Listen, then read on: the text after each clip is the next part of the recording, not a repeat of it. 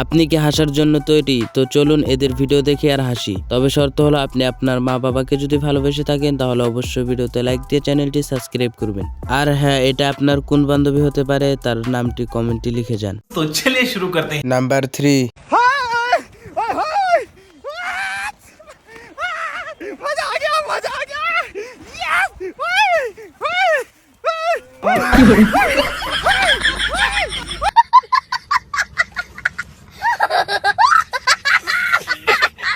Number 2।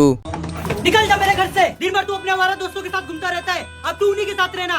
हीरा, हीरा, तेरी सरकारी नौकरी लग गई। छोटा सा मेरा हीरा बेटे, पापा।